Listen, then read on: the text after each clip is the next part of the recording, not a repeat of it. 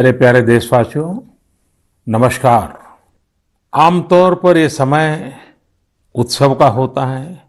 जगह जगह मेले लगते हैं, धार्मिक पूजा पाठ होते हैं। कोरोना के इस संकट काल में लोगों में उमंग तो है, उत्साह भी है, लेकिन हम सबको मन को छू जाए वैसा अनुशासन भी है। बहुतेक रूप में देखा जाए तो नागरिकों में दायित्व का एहसास भी है। लोग अपना ध्यान रखते हुए, दूसरों का ध्यान रखते हुए अपने रोजमर्रा के काम भी कर रहे हैं। देश में हो रहे हर आयोजन में जिस तरह का संयम और सादगी इस बार देखी जा रही है, वो अभूतपूर्व है। गणेशोत्सव भी कहीं ऑनलाइन मनाया जा रहा है, तो ज्यादातर जगहों पर इस बार इको फ्रेंडली गणेश जी की प्रतिमा स्थापित की गई है।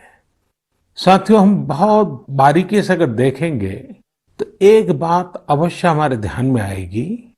हमारे पर्व और पर्यावरण, इन दोनों के बीच एक बहुत गहरा नाता रहा है। जहां एक और हमारे पर्वों में पर्यावरण और प्रकृति के साथ सहजीवन का संदेश छिपा होता है, तो दूसरी ओर कई सारे पर्व प्रकृति की रक्षा के लिए ही मनाए जाते हैं। जैसे बिहार के पश्चिमी चंपारण में सदियों से थारू आदिवासी समाज के लोग 60 घंटे के लॉकडाउन, या उनके ही शब्दों में कहें तो 60 घंटे के बरना का पालन करते हैं।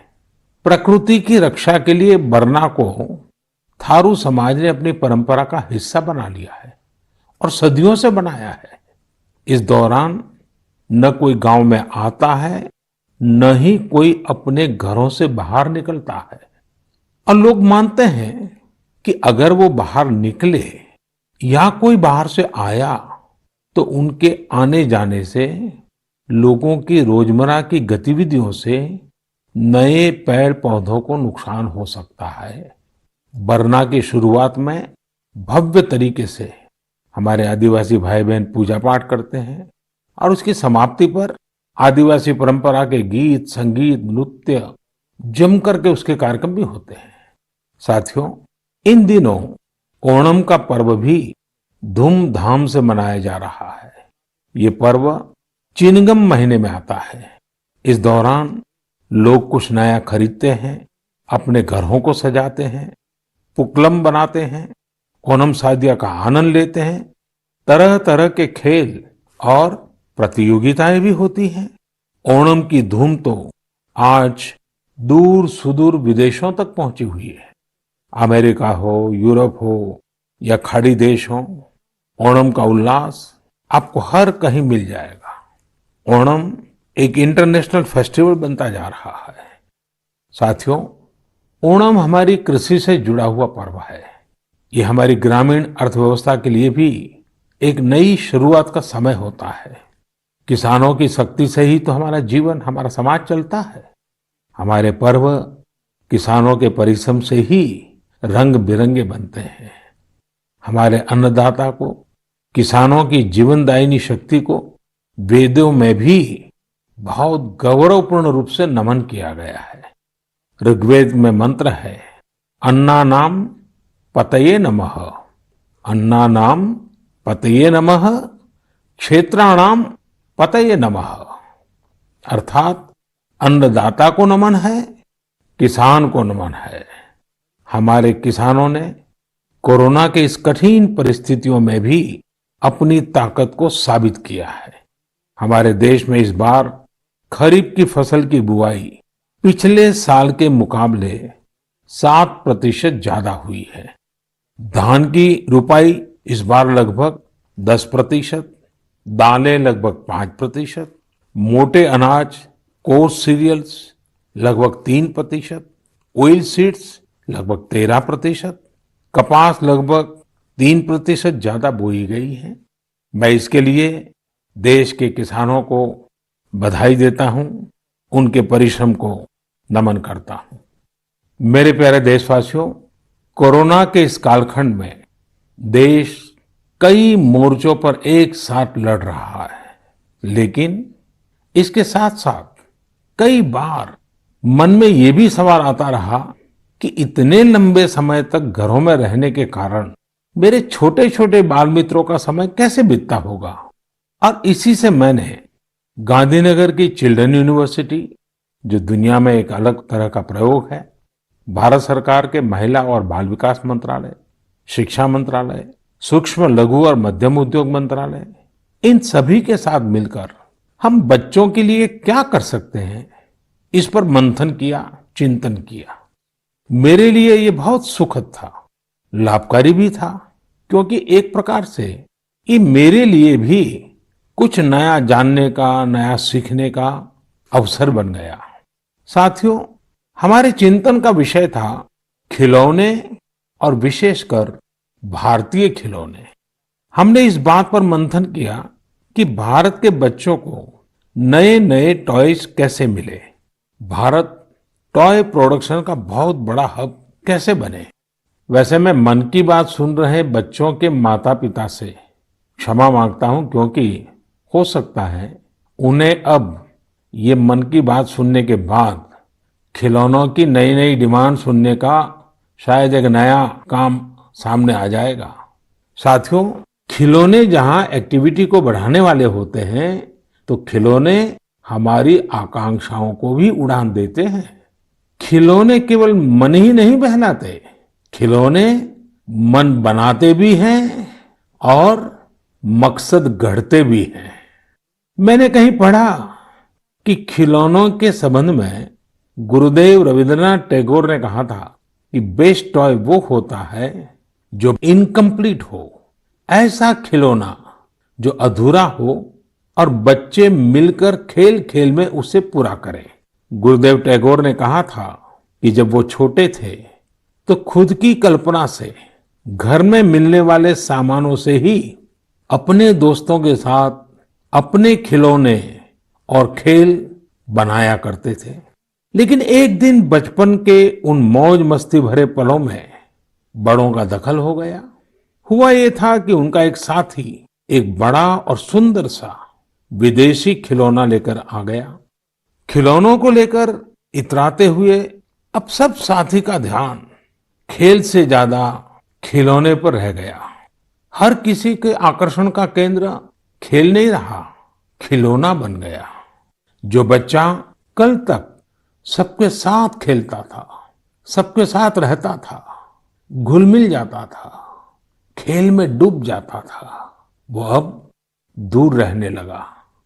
एक तरह से बाकी बच्चों से भेद का भाव उसके मन में बैठ गया। महंगे खिलौने में बनाने के लिए भी कुछ नहीं था, सीखने के लिए भी कुछ नहीं था। यानी कि एक आकर्षक खिलौने ने एक उत्कृष्ट बच्चे को कहीं दबा दिया, छिपा दिया, मुरझा दिया।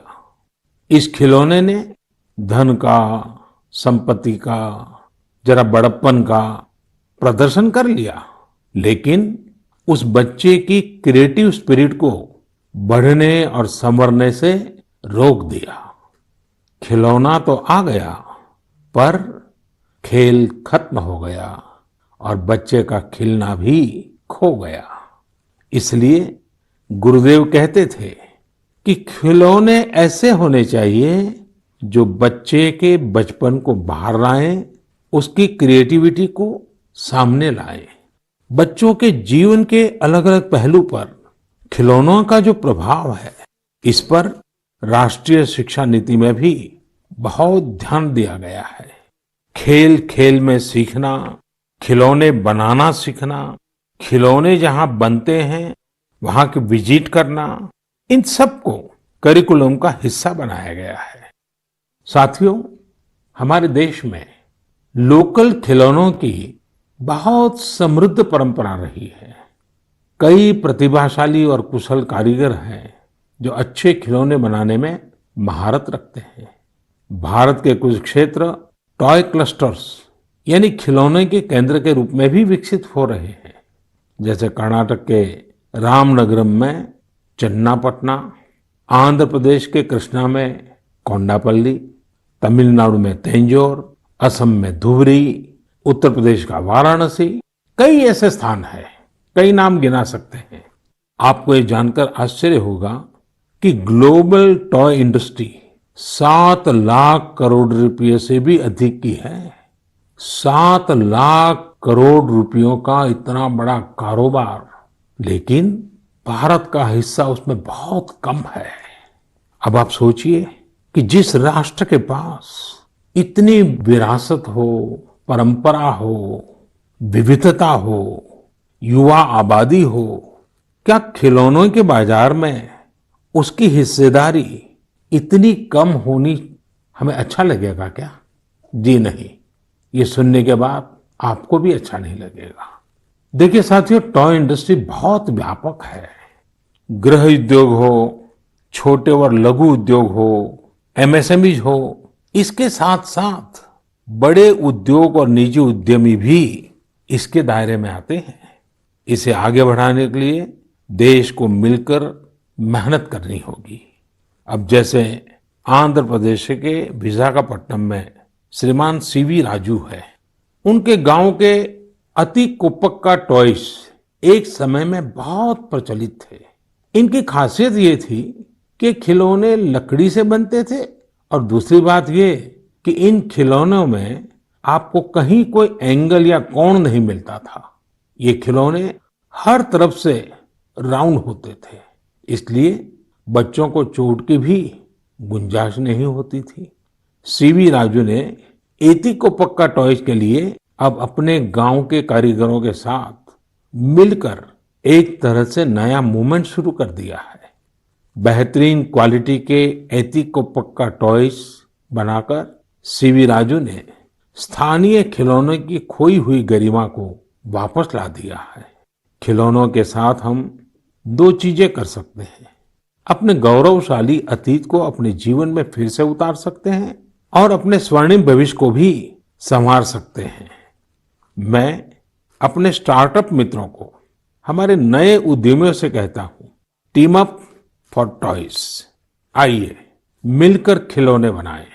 अब सभी के लिए लोकल खिलौनों के लिए वोकल होने का समय है। आइए हम अपने युवाओं के लिए कुछ नए प्रकार के अच्छी क्वालिटी वाले खिलौने बनाते हैं। खिलौना वो हो जिसकी मौजूदगी में बचपन खिले भी, खिलखिलाए भी। हम ऐसे खिलौने बनाएं जो पर्यावरण के भी अनुकूल हो। साथियों, इसी तरह अब कंप्यूटर और स्मार्टफोन के इस जमाने में कंप्यूटर गेम्स का भी बहुत ट्रेंड है। ये गेम्स बच्चे भी खेलते हैं, बड़े भी खेलते हैं, लेकिन इनमें भी जितने गेम्स होते हैं उनकी थीम्स भी अधिकतर बाहर की ही होती है। हमारे देश में इतने आइडियाज हैं, इतने कंसेप्ट्स हैं, बहुत समृद्ध हमारा इतिहास रहा है कि हाँ, हम उन पर गेम्स बना सकते हैं। मैं देश के युवा टैलेंट से कहता हूं, आप भारत में भी गेम्स बनाइए और भारत के भी गेम्स बनाइए। कहा भी जाता है, लेट द गेम्स बिगिन। तो चलो खेल शुरू करते हैं। साथियों, आत्मनिर्भर भारत अभियान में वर्चुअल गेम्स हो, टॉयज का सेक्टर हो, सबने बहुत महत्वपूर्ण भूमिका निभानी है और ये अवसर भी है। जब आज से 100 वर्ष पहले असहयोग आंदोलन शुरू हुआ तो गांधी जी ने लिखा था कि असहयोग आंदोलन देशवासियों में आत्मसम्मान और अपनी शक्ति का बोध कराने का एक प्रयास है। आज जब हम देश को आत्मनिर्भर बनाने का प्रयास कर रहे हैं तो हमें पूरे आत्मविश्वास के साथ आगे बढ़ना है। हर क्षेत्र में देश को आत्मनिर्भर बनाना है। असहयोग आंदोलन के रूप में जो बीज बोया गया था उसे अब आत्मनिर्भर भारत के वटवृक्ष में परिवर्तित करना हम सबका दायित्व है। मेरे प्यारे देशवासियों, भारतीयों के इनोवेशन और सॉल्यूशन देने की क्षमता का लोहा हर कोई मानता है और जब समर्पण भाव हो, संवेदना हो, तो ये शक्ति असीम बन जाती है। इस महीने की शुरुआत में देश के युवाओं के सामने एक ऐप इनोवेशन चैलेंज रखा गया। इस आत्मनिर्भर भारत ऐप इनोवेशन चैलेंज में हमारे युवाओं ने बढ़ चढ़ कर के हिस्सा लिया। करीब 7,000 एंट्रीज आई। उसमें भी करीब करीब 2/3 ऐप्स टियर 2 और टियर 3 शहरों के युवाओं ने बनाए हैं। ये आत्मनिर्भर भारत के लिए, देश के भविष्य के लिए बहुत शुभ संकेत है। आत्मनिर्भर ऐप इनोवेशन चैलेंज के रिजल्ट्स देखकर आप जरूर प्रभावित होंगे। काफी जांच परख के बाद अलग अलग कैटेगरी में लगभग 2 दर्जन ऐप्स को अवार्ड भी दिए गए हैं। आप जरूर इन ऐप्स के बारे में जानें और उनसे जुड़े। हो सकता है आप भी ऐसा कुछ बनाने के लिए प्रेरित हो जाए। इनमें एक ऐप है कुटुकी किड्स लर्निंग ऐप। ये छोटे बच्चों के लिए ऐसा इंटरेक्टिव ऐप है जिसमें गानों और कहानियों के जरिए बात बात में ही बच्चे मैथ साइंस में बहुत कुछ सीख सकते हैं। इसमें एक्टिविटीज भी हैं, खेल भी हैं। इसी तरह एक माइक्रो ब्लॉगिंग प्लेटफॉर्म का भी ऐप है। इसका नाम है कू, KOO कू। इसमें हम अपनी मातृभाषा में टेक्स्ट, वीडियो और ऑडियो के जरिए अपनी बात रख सकते हैं, इंटरेक्ट कर सकते हैं। इसी तरह चिंगारी ऐप भी युवाओं के बीच काफी पॉपुलर हो रहा है। एक ऐप है आस्क सरकार। इसमें चैटबॉट के जरिए आप इंटरेक्ट कर सकते हैं और किसी भी सरकारी योजना के बारे में सही जानकारी हासिल कर सकते हैं, वो भी टेक्स्ट, ऑडियो और वीडियो तीनों तरीकों से। ये आपकी बड़ी मदद कर सकता है। एक और ऐप है स्टेप सेट गो। ये फिटनेस ऐप है। आप कितना चले, कितनी कैलोरीज बर्न की, ये सारा हिसाब ये ऐप रखता है और आपको फिट रहने के लिए मोटिवेट भी करता है। मैंने कुछ ही उदाहरण दिए हैं। कई और ऐप्स ने भी इस चैलेंज को जीता है। कई बिजनेस ऐप्स हैं, गेम्स के ऐप्स हैं, जैसे is books and expense, Zoho workplace, FTC talent. आप इनके बारे में नेट पर सर्च करिए, आपको बहुत जानकारी मिलेगी। आप भी आगे आए, कुछ इनोवेट करें, कुछ इम्प्लीमेंट करें। आपके प्रयास आज के छोटे छोटे स्टार्टअप्स कल बड़ी बड़ी कंपनियों में बदलेंगे और दुनिया में भारत की पहचान बनेंगे। और आप ये मत भूलिए कि आज जो दुनिया में बहुत बड़ी बड़ी कंपनियां नजर आती है ना, वे भी कभी स्टार्टअप हुआ करती थी। प्रिय देशवासियों, हमारे यहाँ के बच्चे, हमारे विद्यार्थी अपनी पूरी क्षमता दिखा पाए, अपना सामर्थ्य दिखा पाए, इसमें बहुत बड़ी भूमिका न्यूट्रिशन की भी होती है, पोषण की भी होती है। पूरे देश में सितंबर महीने को पोषण माह, न्यूट्रिशन मंथ के रूप में मनाया जाएगा। नेशन और न्यूट्रिशन का बहुत गहरा संबंध होता है। हमारे यहाँ एक कहावत है, यथा अन्नम तथा मन्नम, यानी जैसा अन्न होता है वैसा ही हमारा मानसिक और बौद्धिक विकास भी होता है। एक्सपर्ट्स कहते हैं कि शिशु को गर्भ में और बचपन में जितना अच्छा पोषण मिलता है उतना अच्छा उसका मानसिक विकास होता है और वो स्वस्थ रहता है। बच्चों के पोषण के लिए भी उतना ही जरूरी है कि माँ को भी पूरा पोषण मिले। और पोषण या न्यूट्रिशन का मतलब केवल इतना ही नहीं होता कि आप क्या खा रहे हैं, कितना खा रहे हैं, कितनी बार खा रहे हैं। इसका मतलब है आपके शरीर को कितने जरूरी पोषक तत्व, न्यूट्रिएंट्स मिल रहे हैं। आपको आयरन, कैल्शियम मिल रहे हैं या नहीं, सोडियम मिल रहा है या नहीं, विटामिन्स मिल रहे हैं या नहीं, ये सब न्यूट्रिशन के बहुत इंपॉर्टेंट एस्पेक्ट्स हैं। न्यूट्रिशन के इस आंदोलन में पीपल पार्टिसिपेशन भी बहुत जरूरी है। जन भागीदारी ही इसको सफल करती है। पिछले कुछ वर्षों में इस दिशा में देश में काफी प्रयास किए गए हैं। खासकर हमारे गांवों में इसे जन भागीदारी से जन आंदोलन बनाया जा रहा है। पोषण सप्ताह हो, पोषण माह हो, इनके माध्यम से ज्यादा जागरूकता पैदा की जा रही है। स्कूलों को जोड़ा गया है, बच्चों के लिए प्रतियोगिताएं हो, उनमें अवेयरनेस बढ़े, इसके लिए भी लगातार प्रयास जारी हैं। जैसे क्लास में एक क्लास मॉनिटर होता है, उसी तरह न्यूट्रिशन मॉनिटर भी हो, रिपोर्ट कार्ड की तरह न्यूट्रिशन कार्ड भी बने, इस तरह की भी शुरुआत की जा रही है। पोषण माह न्यूट्रिशन मंथ के दौरान माय गॉव पोर्टल पर एक फूड एंड न्यूट्रिशन क्विज भी आयोजित की जाएगी और साथ ही एक मीम कंपटीशन भी होगा। आप खुद पार्टिसिपेट करें और दूसरों को भी मोटिवेट करें।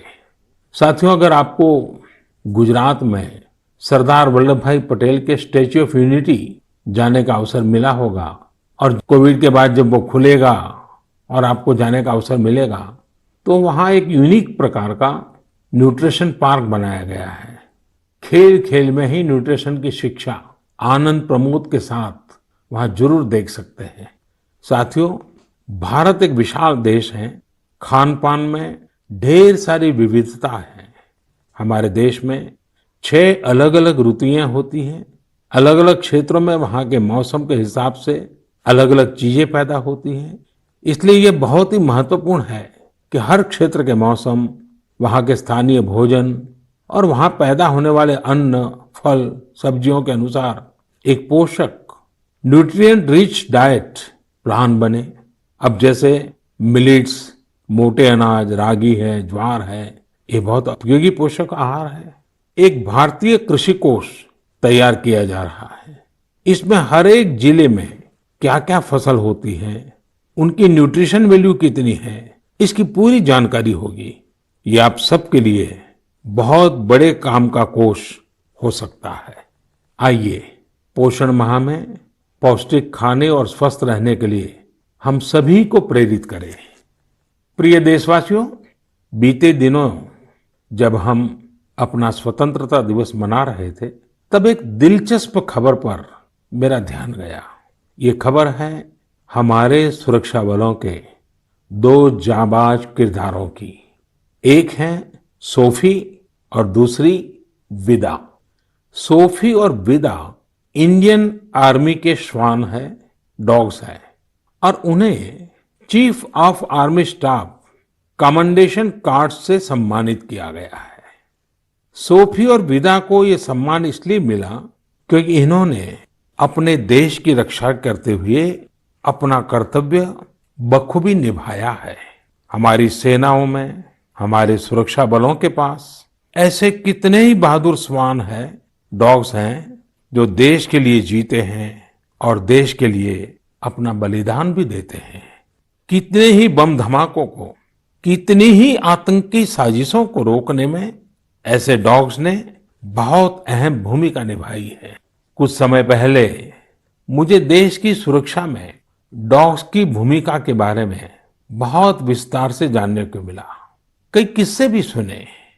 एक डॉग बलराम ने 2006 में अमरनाथ यात्रा के रास्ते में बड़ी मात्रा में गोला बारूद खोज निकाला था। 2002 में भावना ने आईईडी खोजा था। आईईडी निकालने के दौरान आतंकियों ने विस्फोट कर दिया और श्वान शहीद हो गए।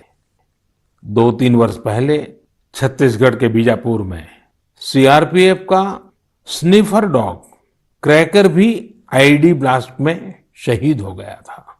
कुछ दिन पहले ही आपने शायद टीवी पर एक बड़ा भावुक करने वाला दृश्य देखा होगा, जिसमें बीड़ पुलिस अपने साथी डॉग रॉकी को पूरे सम्मान के साथ आखिरी विदाई दे रही थी। रॉकी ने 300 से ज्यादा केसों को सुलझाने में पुलिस की मदद की थी। डॉग की डिजास्टर मैनेजमेंट और रेस्क्यू मिशंस में भी बहुत बड़ी भूमिका होती है।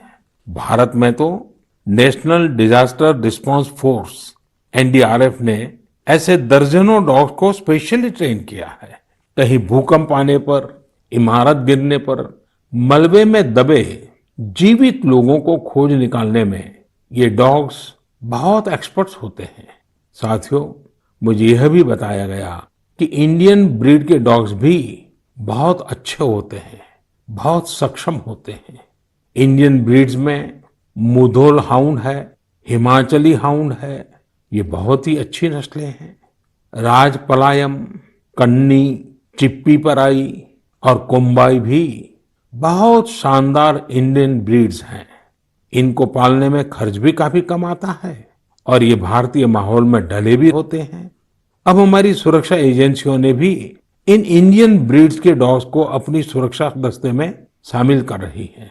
पिछले कुछ समय में आर्मी, सीआईएसएफ, एनएसजी ने मुधोल हाउंड डॉग्स को ट्रेन करके डॉग स्क्वाड में शामिल किया है। सीआरपीएफ ने कोम्बाई डॉग्स को शामिल किया है। Indian council of agriculture research भी भारतीय नस्ल के डॉग्स पर रिसर्च कर रही है। मकसद यही है कि इंडियन ब्रीड्स को और बेहतर बनाया जा सके और उपयोगी बनाया जा सके। आप इंटरनेट पर इनके नाम सर्च करिए, इनके बारे में जानिए। आप इनकी खूबसूरती, इनकी क्वालिटी देखकर हैरान हो जाएंगे। अगली बार जब भी आप डॉग पालने की सोचें, आप जरूर इनमें से ही किसी इंडियन ब्रीड के डॉग को घर लाएं। आत्मनिर्भर भारत जब जन मन का मंत्र बन ही रहा है, तो कोई भी क्षेत्र इससे पीछे कैसे छूट सकता है। मेरे प्रिय देशवासियों, कुछ दिनों बाद 5 सितंबर को हम शिक्षक दिवस मनाएंगे। हम सब जब अपने जीवन की सफलताओं को, अपनी जीवन यात्रा को देखते हैं, तो हमें अपने किसी न किसी शिक्षक की याद अवश्य आती है। तेजी से बदलते हुए समय और कोरोना के संकट काल में हमारे शिक्षकों के सामने भी समय के साथ बदलाव की एक चुनौती लगती है। मुझे खुशी है कि हमारे शिक्षकों ने इस चुनौती को न केवल स्वीकार किया, बल्कि उसे अवसर में बदल भी दिया है। पढ़ाई में तकनीक का ज्यादा से ज्यादा उपयोग कैसे हो, नए तरीकों को कैसे अपनाएं, छात्रों को मदद कैसे करें, ये हमारे शिक्षकों ने सहजता से अपनाया है और अपने स्टूडेंट्स को भी सिखाया है। आज देश में हर जगह कुछ न कुछ इनोवेशन हो रहे हैं। शिक्षक और छात्र मिलकर कुछ नया कर रहे हैं। मुझे भरोसा है, जिस तरह देश में राष्ट्रीय शिक्षा नीति के जरिए एक बड़ा बदलाव होने जा रहा है, हमारे शिक्षक इसका भी लाभ छात्रों तक पहुंचाने में अहम भूमिका निभाएंगे। साथियों, और विशेषकर मेरे शिक्षक साथियों, वर्ष 2022 में हमारा देश स्वतंत्रता के 75 वर्ष का पर्व मनाएगा। स्वतंत्रता के पहले अनेक वर्षों तक हमारे देश में आजादी का जंग, उसका एक लंबा इतिहास रहा है। इस दौरान देश का कोई कोना ऐसा नहीं था जहां आजादी के मतवालों ने अपने प्राण न्योछावर न किए हों, अपना सर्वस्व त्याग न दिया हो। ये बहुत आवश्यक है कि हमारी आज की पीढ़ी, हमारे विद्यार्थी आजादी की जंग, हमारे देश के नायकों से परिचित रहे, उसे उतना ही महसूस करें। अपने जिले से, अपने क्षेत्र में आजादी के आंदोलन के समय क्या हुआ, कैसे हुआ, कौन शहीद हुआ, कौन कितने समय तक देश के लिए जेल में रहा, ये बातें हमारे विद्यार्थी जानेंगे तो उनके व्यक्तित्व में भी इसका प्रभाव दिखेगा। इसके लिए बहुत से काम किए जा सकते हैं, जिसमें हमारे शिक्षकों का बड़ा दायित्व है। जैसे आप जिस जिले में हैं, वहां शताब्दियों तक जो आजादी का जंग चला, उन आजादी के जंग में वहां कोई घटनाएं घटी है क्या, इसे लेकर विद्यार्थियों से रिसर्च करवाई जा सकती है। उसे स्कूल के हस्तलिखित अंक के रूप में तैयार किया जा सकता है। आपके शहर में स्वतंत्रता आंदोलन से जुड़ा कोई स्थान हो तो छात्र छात्राओं को वहां ले जा सकते हैं। किसी स्कूल के विद्यार्थी ठान सकते हैं कि वो आजादी के 75 वर्ष में अपने क्षेत्र के आजादी के 75 नायकों पर कविताएं लिखेंगे, नाट्य कथाएं लिखेंगे। आपके प्रयास देश के हजारों लाखों अनसंग हीरोज को सामने लाएंगे, जो देश के लिए जिए, जो देश के लिए खप गए, जिनके नाम समय के साथ विस्मृत हो गए। ऐसे महान व्यक्तित्वों को अगर हम सामने लाएंगे, आजादी के 75 वर्ष में उन्हें याद करेंगे, तो उनको सच्ची श्रद्धांजलि होगी। और जब 5 सितंबर को शिक्षक दिवस मना रहे हैं, तब मैं मेरे शिक्षक साथियों से जरूर आग्रह करूंगा कि वे इसके लिए एक माहौल बनाएं, सबको जोड़ें और सब मिलकर के जुट जाएं। मेरे प्रिय देशवासियों, देश आज जिस विकास यात्रा पर चल रहा है, इसकी सफलता सुखद तभी होगी जब हर एक देशवासी इसमें शामिल हो, इस यात्रा का यात्री हो, इस पथ का पथिक हो। इसलिए ये जरूरी है कि हर एक देशवासी स्वस्थ रहे, सुखी रहे और हम मिल करके कोरोना को पूरी तरह से हराएं। कोरोना तभी हारेगा जब आप सुरक्षित रहेंगे, जब आप 2 गज की दूरी, मास्क जरूरी, इस संकल्प का पूरी तरह से पालन करेंगे। आप सब स्वस्थ रहिए, सुखी रहिए। इन्हीं शुभकामनाओं के साथ अगली मन की बात में फिर मिलेंगे। बहुत बहुत धन्यवाद। नमस्कार।